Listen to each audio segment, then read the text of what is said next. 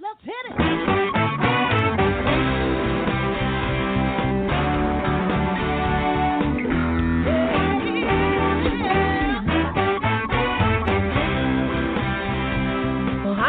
And welcome to Alzheimer Speaks Radio. I'm your host, LaBena, and I'm so excited that you're joining us today.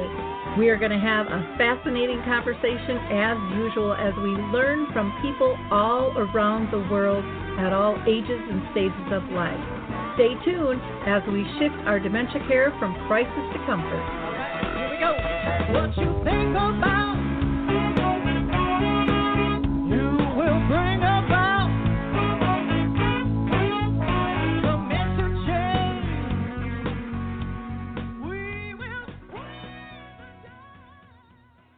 Well, hello, everyone, and welcome to Alzheimer Speaks Radio. I'm your host, LaBena, and we are going to have a fun and fascinating conversation this afternoon, so I'm so glad that you joined us. If you liked our opening music, it's called Clarion Call by the Mark Arneson Band featuring Maya Dore, and you can download it on any of your favorite music platforms. For those of you that are new to our show, we're all about sound information, not just sound bites. That's why we talk for an hour. We want to raise everyone's voice, and we want to hear the whole story, not just bits and pieces of it. So our goal, again, is to gather people together and join forces and really build a community that shares resources, products, and tools. And that means raising voices of those diagnosed, those that care and serve for them, advocates, researchers, family members, and so much more. Now, today is a live show, and so you can join us by calling in at 323-870-4602. That's 323-870-4602. And of course, as always, I love to thank our audience. You guys are just brilliant with your likes, your clicks, and your shares. And we hope you continue to do that because we've got people listening all around the world, and that wouldn't have happened without you. Now, if you're not familiar with the Memory Cafe directory, I would definitely urge you to go there. The Memory Cafes are a support group. I hate even calling them a support group because they're so much fun, but gatherings where both the person with kind of early to mid memory loss or dementia and their family members can go and build community with others and, again, really learn from one another's lived experience, plus talk about all of life. So it's not just focused on dementia. I also would encourage you to go to Coro Health. That's CORO Health.com. And because of COVID, they're allowing people to download two of their apps. One is called Music First, and the other is Choral Faith. Both I think you will love. And I know your loved ones with dementia will appreciate them as well. And last, I just want to give a shout out to the GAIN Alzheimer's trial. This is for people 55 to 80 years old that are diagnosed with mild to moderate Alzheimer's disease. Now, they do need a caregiver or a family member who's willing to attend visits and help with reports on daily activities and oversee medications. But, we're not going to find a cure if we don't get people getting involved with these trials. So check out the GAIN Alzheimer's trial.com/EN, GAINtrial.com/EN. Now, like I said, I'm really excited to have this conversation today. And I don't know if you're familiar with LeBena Fleming, but I wasn't really prior to asking her to come on the show. And I'm really looking forward to this because she's another family caregiver, care partner, care companion, whatever you want to say, who has turned into an advocate, who has written a book, does speaking, the whole nine yards. And she has written a book called I Love You Always, and it's one family's Alzheimer's journey and lessons learned along the way. And Lordy, Lordy, don't we know we all need to learn other people's lessons so that our life can be a little bit easier. So let me tell you a little bit about her. She was born in Detroit, Michigan. She was raised in Ravenna, Ohio, and educated in Cleveland, Ohio. And she's a former educator, school administrator. She's also a certified dementia practitioner and a retired hospice professional. LeBena had the honor of serving as one of the primary caregivers to her mother, who had Alzheimer's and vascular dementia. And she has also, like I said, published this book, I Love You Always. So, again, I'm just so thrilled to have you on the show. How are you doing today, LeBena? LeBena, are you there? Let me see. We'll try again. LeBena, Hello? are you there? Hello. Yes, hello. Gotcha. Hello? We're here. Hello? I can hear you. Can you hear me? I can. Yes. Okay, we're good. Sorry for that Okay. technical glitch there. Apparently, it didn't want to unmute. The life and times of of good old technology. So again, thank you so much for taking this time out of your day to be with us. I wanted to ask you, because everybody always wants to know, why did you write the book? What's in it that's so different and important? What was your reason behind writing the book, LaBena? Oh, you hit on a couple of reasons there. I was very hesitant to write the book at first because I didn't feel qualified, I think is the word that I kept saying. And I had a friend that said to me, God doesn't choose the qualified, he prepares the chosen. And I really feel like he chose me to write this book. I was led to keep a journal the entire time that I helped care for my mom. And then later I felt led to lead the book. And when I asked myself the question why, it was not only to share Mom's story, and as you know, Lori, there are tons of Alzheimer's and dementia story. We know that the more we share our stories, the more people will understand what dementia is all about. But I wanted to take it a step further. I didn't just want to share my mom's story. I wanted to be able to include what I've learned over the years as a hospice professional and through my training as a certified dementia practitioner to see if I could add some relatable tips and tidbits that people could draw upon to help them as they're going through their experience. So that was very important to me, and wanted to help people understand that the things that they were experiencing, although it may seem like they're alone, anybody who's traveled that dementia journey has had a very similar experience. So I just wanted to bring that to the forefront. That is so true about our journeys are so similar, and yet people are so hesitant to talk. And then once they kind of find these others, that are on this same journey, there's just such great relief in that. I mean, it feels like, 100 pounds has been taken off your shoulders because somebody else understands what the heck you're talking about. Because sometimes, I don't know if you had this in your family, but I know I sure had it in mine. People just didn't understand. If they weren't around it, they didn't see it. And sometimes even if they saw it, they said they didn't. And you need, I think as a care partner, you need a sense of validation that I'm not going crazy, that this is happening.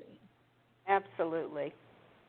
Yeah. Well, it's interesting. You said you felt that you were supposed to do this. I'm interviewing another author on Thursday called her name is Monica Hall, and she wrote a book called Poof, and she says she was assigned by God. I mean, she really believes, that and I think, for me, that's why I'm doing what I'm doing too. It really is a calling. And there's times I've tried to quit, and said this isn't what I thought it was going to be, And it was like, no, this is where you're supposed to be, and poof, then something else would come into play. But I don't think people realize how important this journey is, and how much stories and in real life experience needs to be shared with one another. I think it's just so extremely, extremely valuable, and I wish it would have been there when I was on my journey with my own mom. Yeah, and I think that's been one of the most gratifying things for me. I mean, I just published my book. It's only been published since July 10th, which is another story in itself. But I've had so many people reaching out to me that have read the book and have said, you know, you validated my feelings. You helped me put into words what I was feeling. So that's been affirmation and confirmation to me that, you know, this was God's work as far as I see it. And when you do what you feel He is leading you to do, it'll reach the people that it's supposed to reach, and it'll serve the purpose that it's supposed to serve. Perfectly stated. I love that. What did you find to be the most difficult part of writing your book? Ugh, there were so many difficult parts of writing. The first part, the first was I was trying to write it shortly after my mom passed away. She died on May 5th in 2018, and I immediately started trying to write what I felt I was being led to write, but it was too raw. I had to walk away from it and give myself some time just to accept my mom's death and to start the healing process. And then once I started writing, the hardest thing for me, well, one was reliving the experience. So you can imagine that was pretty challenging. And then secondly, with me, I'm so anal about things that I kept trying to edit as I went along, which you cannot do if you're writing a book, or you'll be writing forever. And I finally had my dear friend and mentor, Abby Vandiver, say to me, LaBena, will you just write the darn thing? And I was like, okay. Go ahead. I'm sorry. No, that was the big challenge. Those three things, I think, were the biggest challenges. Yeah, and I hear that being so common. And when you talk about reliving the experience, you know, because you think you think you got it. You think, okay, I can write about this, and then all of a sudden you're just in tears. You're just sobbing because it's so personal, and it's so. I mean, those are emotions that are like never going to go away. You're going to maybe get them under control a little bit more over time. But, you know, I know even as a speaker, when I go out and tell stories, and I was told, you know, you can't get emotional on stage. And I'm like, you know what? This is my philosophy, and I'm going to do it my way. And again, it wasn't mine. I really believe it was God's. But I don't think people change and really feel the need to make changes until they get emotional, until they feel the pain or they feel the joy. I mean, they can't go either direction. So I think that's part of I think that's a good thing, to be able to not only be able to express your emotions, but it allows the other care partners to express theirs, because so many times people think, I'm not supposed to show this. I'm supposed to be in control, you know, and I'm not supposed to ask for help, and you know, all those myths that are out there that add extra burden to a care partner. You're exactly right, and I think that was another struggle that I had even in writing the book, because there are things that I would want to write, and then I'd go, oh, Lottie would be upset if I say this, that Lottie was my mom, or, you know, do I really want to put that out there? But I found that I needed to be 100% honest with the story, you know, and I said the good, the bad, or the ugly. It had to be truth. And I felt that the only way I could really help somebody else is if I were 100% truthful. So that's where Good for you. good for you. I admire that. I also have the belief, like with my own mom, and I don't know if you have this belief, but she was my teacher. She was my tool. She stuck around 30 years to teach me. And to not share everything would be a disservice to everything she lived through with this disease. And so, putting it in a different perspective, one of the lessons that I learned, and I would imagine you did too, is what is the lesson? Why the heck are we all going? Why are we going through all this? But when you really take that to heart, it, to me, it changed everything in terms of how I look at things. So, with your book, who do you feel the book will help the most and why? Oh, gosh. Any family who is caring for a loved one with a serious illness, perhaps the person who has the serious illness. But when I started writing, I think the people who were at the forefront of my mind were the caregivers. Mm-hmm. Caregivers, period, because I think they're so undervalued, they're so underrated, they're so underappreciated, and I just wanted to do something that I felt would give a little bit of support, a little bit of hope, a little bit of help to the caregiver. Yeah, have you had any professionals read it at all? Because I think sometimes, I don't know, and this is just my opinion, so please feel free to state differently, but I think sometimes we separate those that serve from family, from professionals, and yet I think they both learn from each other's examples because they see things through different glasses and through, different angles. And yet I think we can all learn from one another. I know I learned from professionals, but I know I taught them a lot too when I was going through the journey. You're absolutely right. So have you had professionals review it? I have, actually. And one of the reviews that I received was from a psychiatrist, believe it or not. And I think it's my favorite review, one of my favorite reviews. And she made the statement, her mother is actually going through the Alzheimer's experience right now. And she said that she had read all of the professional manuals, all the medical manuals and such, but she found my book helpful because she said that it presented it in a different light to her. Mm-hmm. And because I was living the experience, I could share my true feelings and thoughts and experiences and tips. And she said that she found those extremely helpful.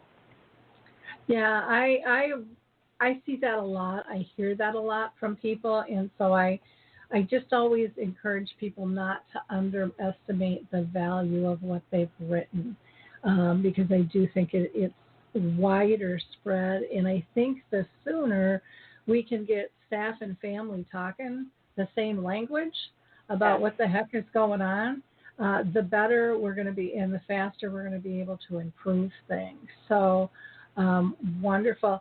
Now, when I was looking at your book, one of the things that I loved were just some of the titles that you had in your table of contents. Like before, you kind of describe things. The struggle is real. This isn't fake, guys. Being put to the test. A change is going to come, and then rehab round one, and there's multiple of those. You talk about going home and more change and the mysteries of the mind, and more things are going to change. And here we go again. And I remember having all of those thoughts in my head, and what now? And then towards the end you talk about a closer walk, and life goes on, and the years of first, which I think is really, I think that's something that's not discussed a lot.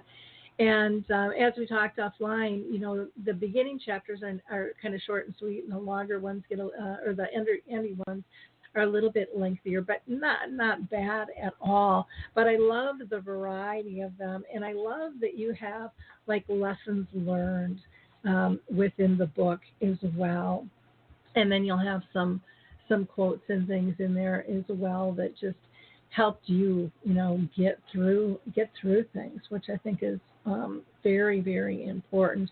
What do you think people will take away from the book? Oh, let me see. What do I think the biggest takeaway?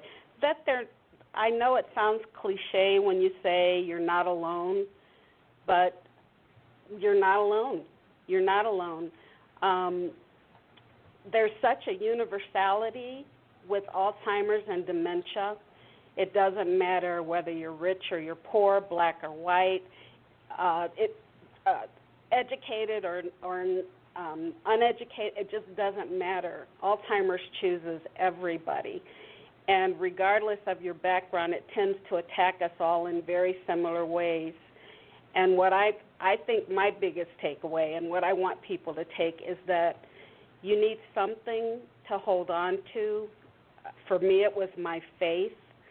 I don't know how anyone can navigate this journey without a strong faith in a higher power, my God.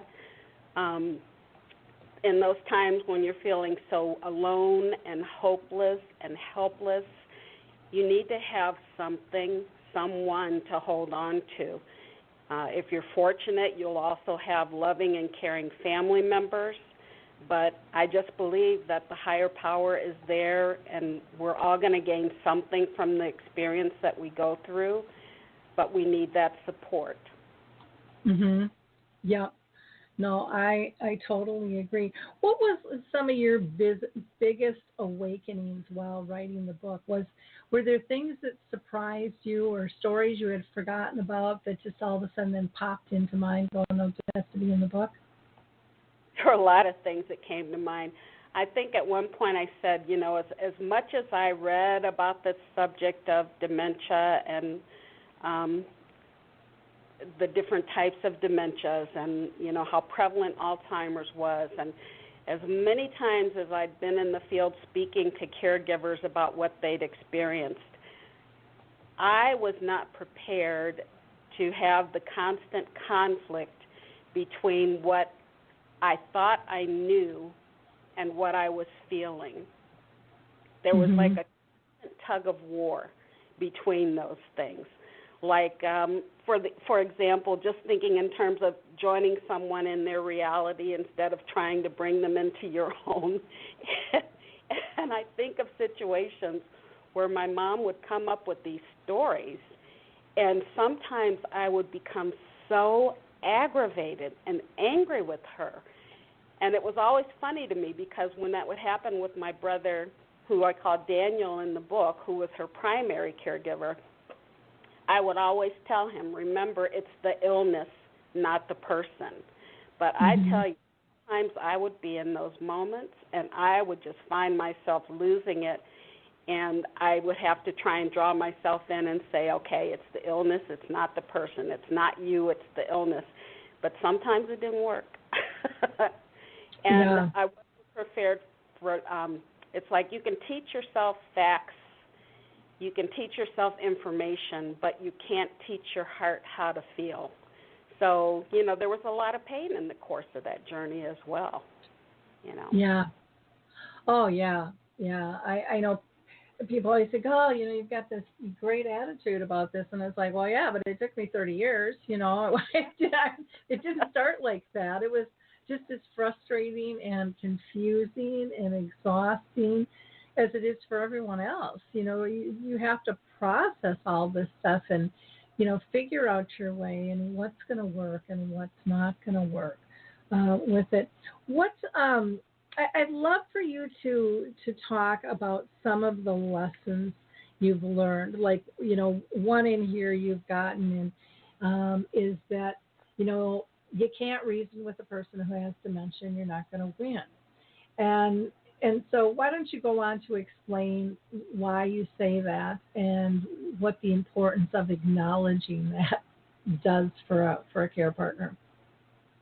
I think that sometimes as caregivers and just as individuals, we want to be right.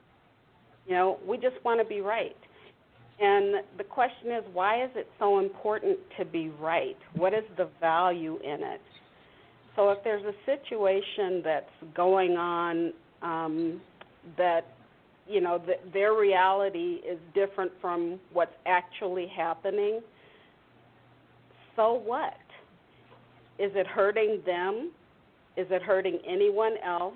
Is it hurting you? If it's not, then it's not important.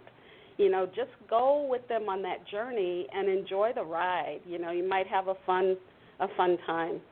Some things that we spend so much time dwelling on, they just are so insignificant in the big scheme of things. Oh, I agree. I could make a list a mile long of crap I focused on that really didn't matter, but I didn't know that it didn't matter until I made some personal adjustments about what quality care really looked like. And until I let go of everything being task-oriented and I could look deeper, I shouldn't even say look deeper, that I could feel first, that was a shift for me. Did you find that too? Were you a big, I was like a big list, this has to get done. Yeah, I'm very anal and I'm very orderly. I'm very task-oriented. My husband would laugh if he heard me say that because I'm also very ADD, but which means I'm all over the place. But people I work with would always think I was extremely organized. But it's like you have to be so flexible when you're dealing with someone who has Alzheimer's or other forms of dementia. The best laid plans can go awry in an instant, really. You just have to learn, that some things just aren't as important as we try to make them appear. Yeah, I, for example, and I don't know if you or your family did this, but I would always try to be in control. I wanted everything to look perfect, and then I would get mad when no one would help. Well, it didn't look like I needed any help, and oh my God, I'm not going to ask, can't ask. I look weak, and so then I would be in this stupid cycle that I put myself in. People were willing to help, but I had to ask, and I had to let them know what was needed. And that I did that with family, I did that with their friends, and it wasn't until big things hit the fan that I realized that was the problem on those things, that I was the one not communicating, because I thought I was communicating beautifully with everybody, and I thought it was very organized, and my family thought I was a control freak, and so it was a very big and different perceptions of, do people want to be around you or not, and stuff. And so did you have any of those feelings yourself, or was your family own thing? I have to tell you that I was beyond blessed in that my siblings, my brothers, and we were able to, I think, work very well together. I know that may be a rarity. My one brother moved in with my mom. He worked at a hospital, and he moved in with her to be her primary caregiver, and the rest of us supplemented the care. And then we also had a hired caregiver to help. And for communication purposes, we kept a caregiver log where we'd write things that were important that needed to be shared with each other and with her physician. And I think we all came to the understanding that there's not one right way to do things.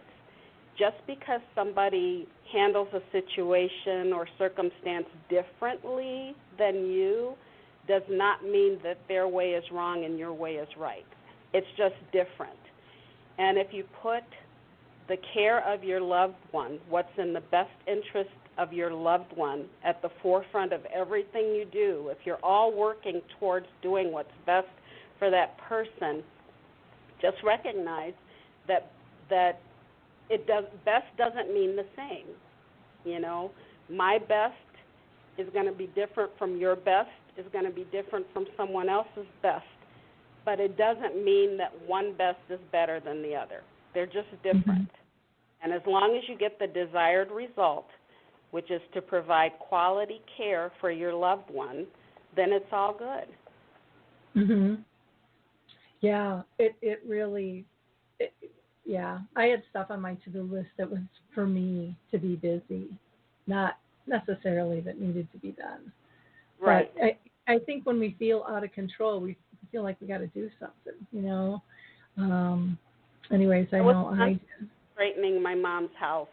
You know, I would go when her hired caregiver was there, and that would be the thing that I would do. She would never allow me to do that if she were well, but that would be the thing that would give me comfort when I'd go to visit her if she were sleeping or whatever. I'd just start doing all those things that she'd never let me do before around her house, just to give me something to do.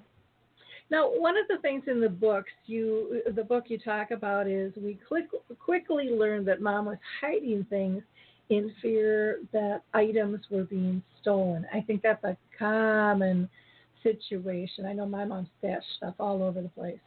How did you deal with that, and why do you think she did that? You know, it's hard to really say for sure why she did it. I think she hid things because she thought that people were stealing things. And then, of course, because she had dementia, she would never remember that she had hidden things. So when she would look for an item that she had hidden and couldn't find it, then obviously somebody stole it. And what we found is whoever was closest to her, whoever was spending the most time with her, that was the person that would be accused of stealing a particular item. So one of the techniques that I used with her, if she would call me and say, you know, so-and-so stole, I'll say Daniel stole my car keys. And I would say, oh, Mom, you know what? I put those away the last time I was there, and I can't remember where I put them. You know what? The next time I come out, I'll look for them. That would satisfy her. And some people would say, well, you're lying to your mother. No, I'm comforting my mother. I'm redirecting my mother. I'm relieving her anxiety in that moment. And if I came out and she mentioned the car keys, then I'd look for them, and by a little bit later, she'd forget about it. But 99.9% of the time, she wouldn't remember. So it was okay. Yep. Yeah, my mom used to stash stuff, oh my gosh, all over, or she'd lose things, like her purse. So we ended up buying like 2 purses. So we could just pull it another one. So you try to figure out what their favorite hiding places are, whether it's, you know, she would hide things in certain pairs of shoes. She would hide things in a antique picture that she had in her room. She would hide things in the back of her drawers. She would hide things in the back of the shelf. So you just have to kind of figure out those little hiding places and, you know that that's where you need to look when they're on a tangent about something being stolen. Yeah, it was hard. My mom was of the era of everything was wrapped in a Kleenex with binder with a lot of times another Kleenex in a bag or something, and it was just she hit it very, very well. You had one of your lessons is sometimes it's easier to accuse someone else of stealing it than to admit that you don't know where you put something, which I think is true, because then you have to admit, you know, something. There's something wrong. Yeah. With people. Now, your mom also, you talk about, and again, I just appreciate the honesty in the book. You said, and then my husband became the target, and she called you saying he was asking her for money, And you were like, Mom, he doesn't need your money. You don't know what he's using it for, you know. And how did you deal with that? And you know, how do you not take that stuff personally? Because I know so many people, they just get so personally offended over those types of situations.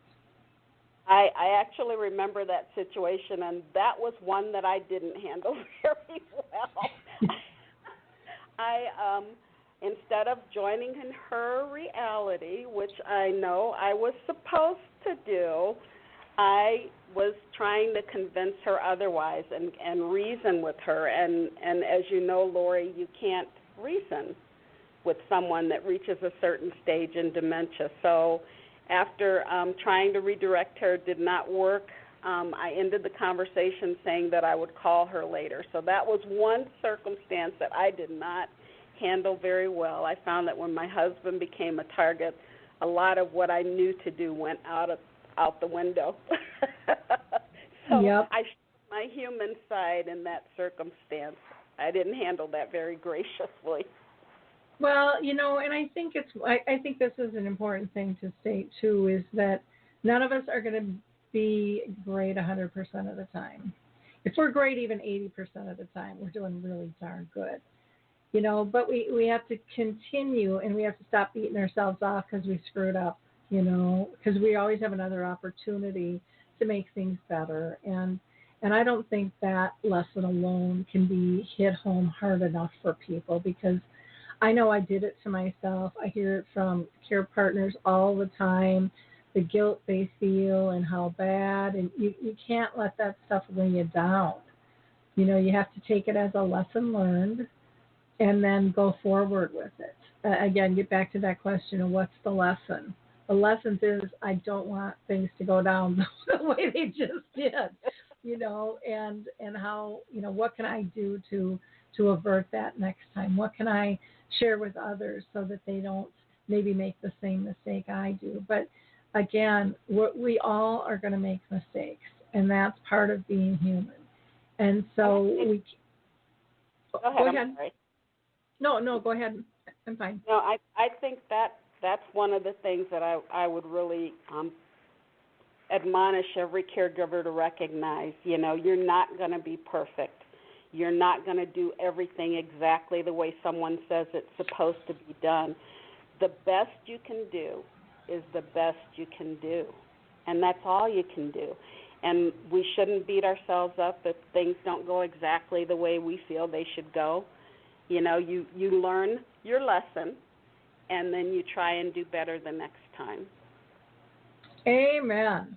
That is just so true, and I really encourage people to take that to heart and put it this way: you weren't perfect before, you aren't going to be now either.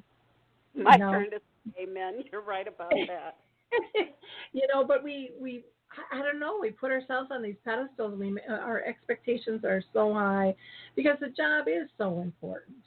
But again, you know, we're still going to screw up. And, you know, you're still going to be connected, and you're going to have a lesson to learn. Maybe you're going to have a funny story out of it. It might be embarrassing, but you learn to laugh with it and go, yeah, that wasn't too funny at the time. You know, that's not how I was looking at it.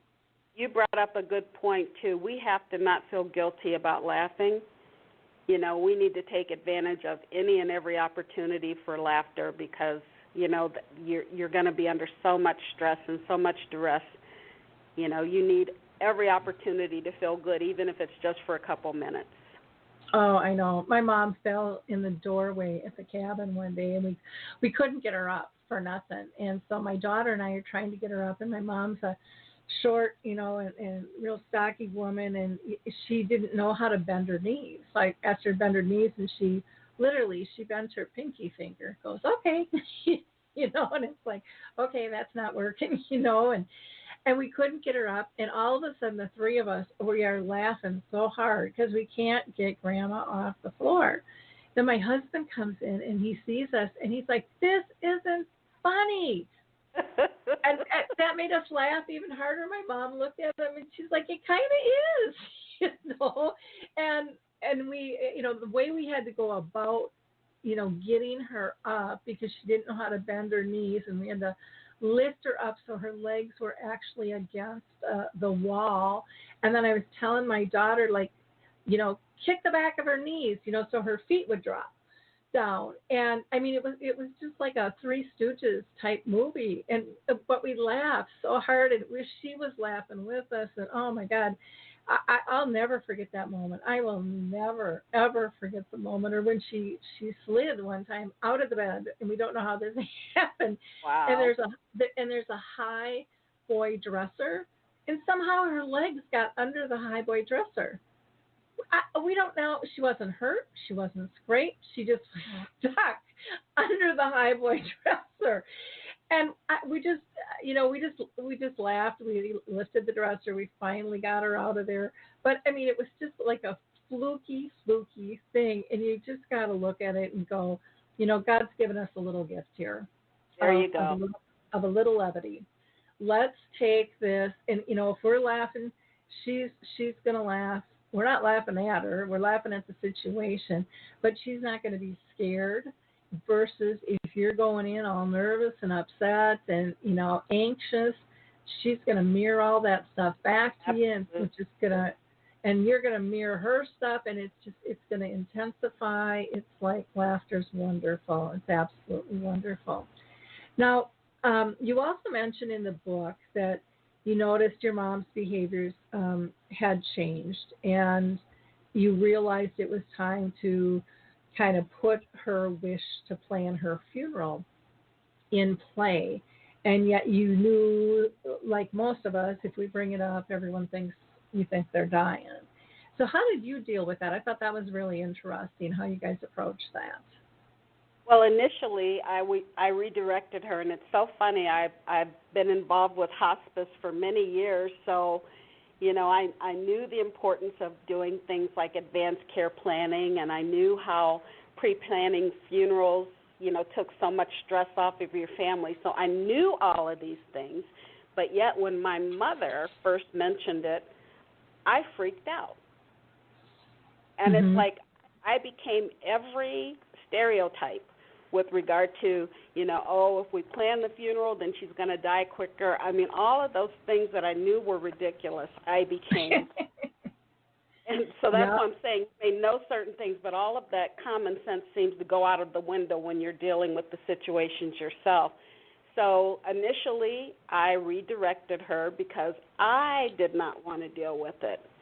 And then over time, I was able to become more rational in my thinking and understand that this was something that was important to her. She wanted to plan her funeral to be done the way she wanted it done, and she also wanted to take care of the expense because she did not want to cause any financial distress to any of her children. So I made the decision that if she brought it up again, that in the moment that she brought it up, we would do it.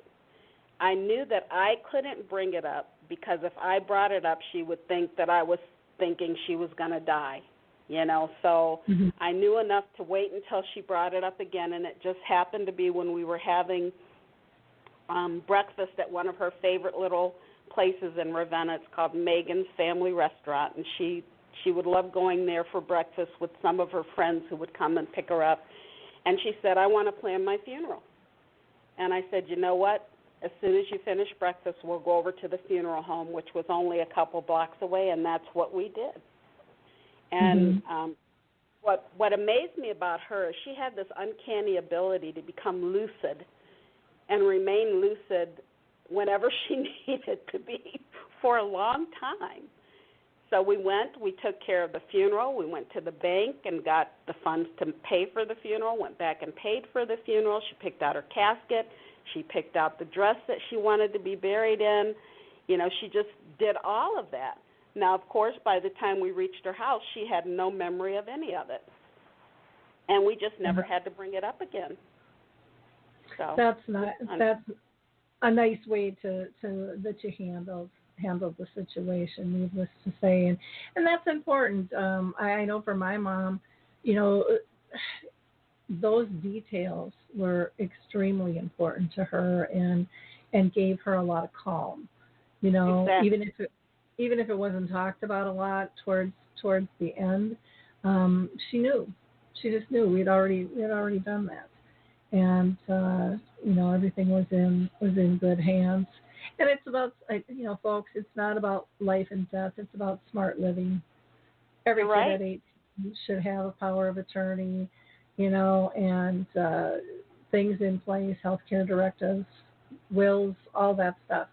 We wait too long and we point the needle towards the end instead of saying this is just good business. This is smart. This will ensure my life is lived out the way I want. And at the end, it'll wrap up the way I want. There you go. And it won't be a burden to others. And that. Go ahead.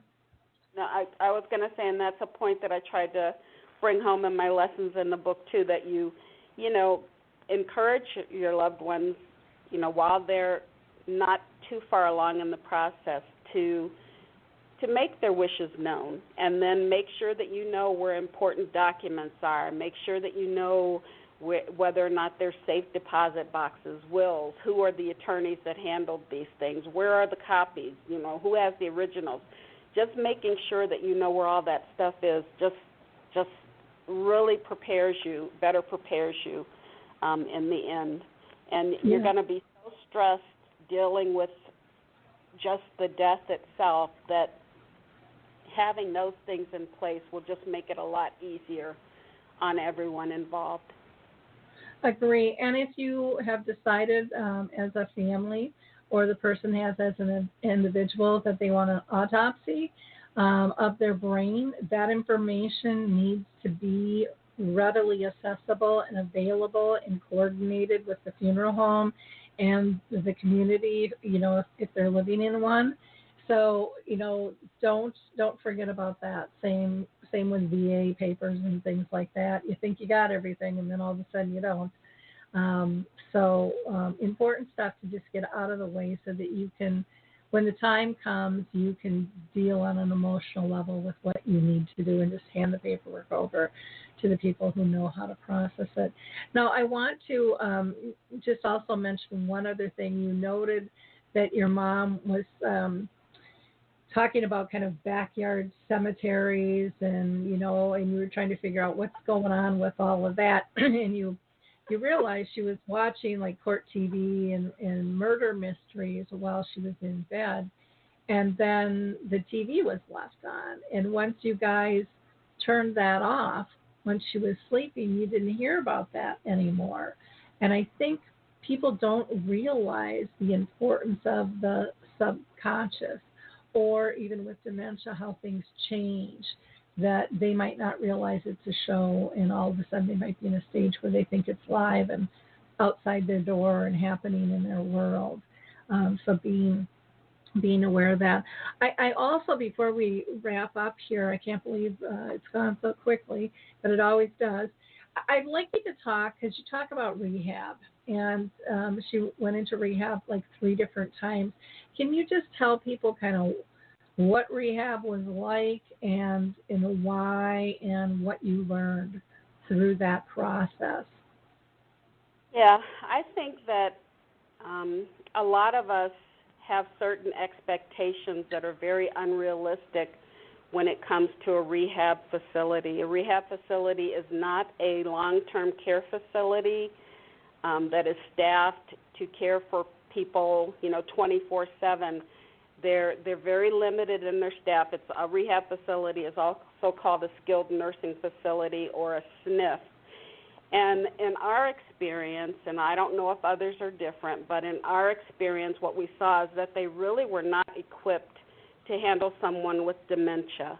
My mom had severe spinal stenosis, and on occasion she lacked the ability to walk. You know, she might have had a fall that did a little damage, and she'd end up going to the hospital. She'd have some kind of event that would send her into the hospital, and that would require a subsequent stay at the rehab facility. Again, they're not staffed I don't think, the ones that we used anyhow, were not adequately staffed to care for a person with dementia. When you say things to someone with dementia like, push your call button if you need help, they don't know what a call button is. They're not going to remember to buzz you if they need to go to the restroom or whatever.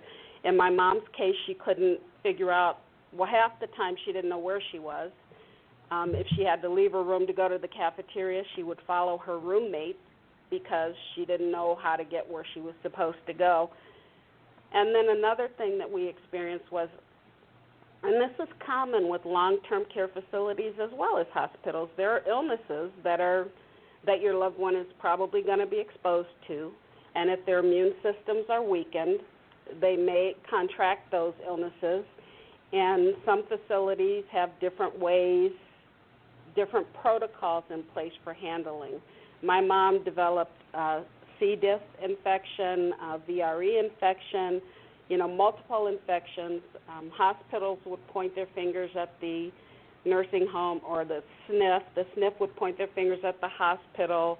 You'd have someone saying, a staff member at the rehab facility would say, we don't have to wear gloves and gowns. That's an option for us. So it's just, you need to really educate yourself when you're searching for facilities, and actually it's a good idea to do it ahead of time when looking for a rehabilitative facility in the event that your loved one has an event that requires them to stay in rehab for a while. Do your homework now. Find out, what kind of special help they have in place for someone who has dementia. What's their staff to patient ratio. Go to medicare.gov and Nursing Home Compare and look at the stats that are on there. Look for citations and things along that line. And also recognize that at some point your loved one may end up getting more infections, and those infections are going to be harder and harder for your loved one to overcome. And at that point, you make the decision whether you want to continue that cycle, because that's what happens. It becomes a vicious cycle. Home, hospital, rehab. Home, hospital, rehab.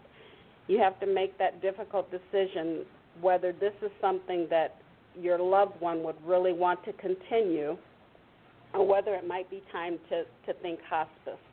And instead of going through all of those aggressive measures, just focus on comfort as opposed to cure. Yep. And that's so important, because all of those changes in environment, too, typically make the dementia worse, over time. And in some pop back, some don't, though. And so right. every time, and, we would think the hospitals would be a safe place for people, but they're really not. I mean, they're not a comfortable healing place for even those that are sick, because the things are beeping and people are coming in the room all the time, every hour or so to check vitals. And, a person with dementia really needs somebody with them 24/7. Point where you're right, they do. They reach a point where that is necessary. Yeah. And some hospitals, you can ask if there's, some of them will have a patient advocate that's a volunteer, which sometimes can be scary, too, with a person with dementia. And some actually have hired staff that'll stay with some. Now, that's kind of, it isn't standard care, but it's out there and it's worth asking for. Now, I also want to ask you if there was one message that you would want to share with caregivers, care partners, care companions, what would that be, LaBena? Wow. One message that I would share is that, recognize that you cannot take care of anyone else if you're not adequately taking care of yourself. If you're run down and you're angry and you're overly anxious, what kind of quality care are you actually going to be able to provide? So you absolutely have to be selfish enough, and it's not really being selfish, but you absolutely need to make sure that you're doing what you can to take care of yourself. And that means, that may mean calling in extra forces. It may mean taking advantages of some wonderful organizations out there. One that I think of in northeastern Ohio is the Dementia Friendly Life, which is a wonderful organization. They actually had the first memory cafe in the state of Ohio, I believe. But they provide services for, where both the caregiver and the person with dementia can come in and do activities and,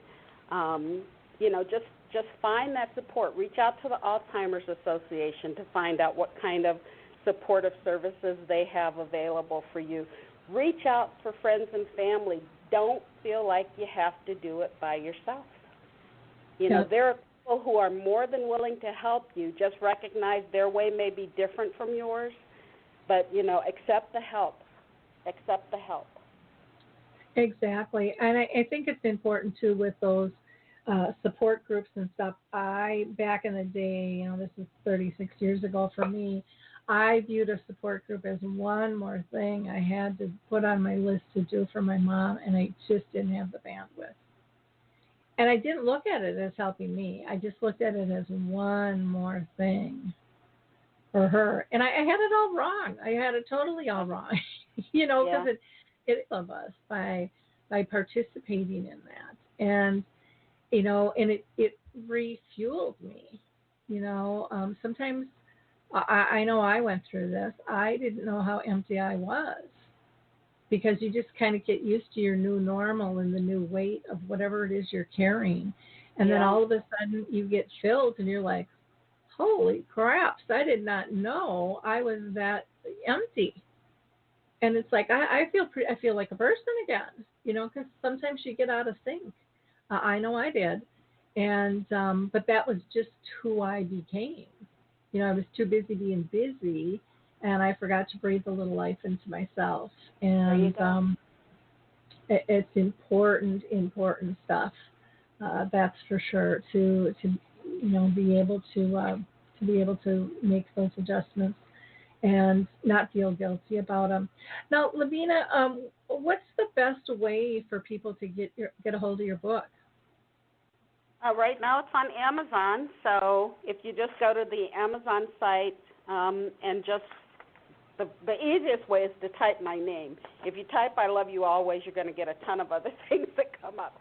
But if you type LeBena Fleming, L-A-B as in boy, E, N as in nickel, A, Fleming, F-L-E-M-I-N-G, in the search box on Amazon, that'll bring up my book. Also, my website, LeBenaFleming.com, has a link to the book as well. Wonderful. Well, it has just really been a joy to spend this hour with you. I can't tell you what a pleasure it's been. And I hope that our audience members will reach out to you, check out your website. Go to your Facebook page, your Twitter, your Instagram, your LinkedIn page. We have all of those listed for you. And don't forget to buy the book. I think you'll learn a lot and be comforted and supported that you're not alone in this journey. Thank you again. Thank you. In wrapping up, I just want to, again, thank our audience. And if you have any questions or maybe you want to be our next guest, I'd love to talk to you. Just reach out to me at Lori@AlzheimersSpeaks.com. Have a blessed week, everyone. Bye now.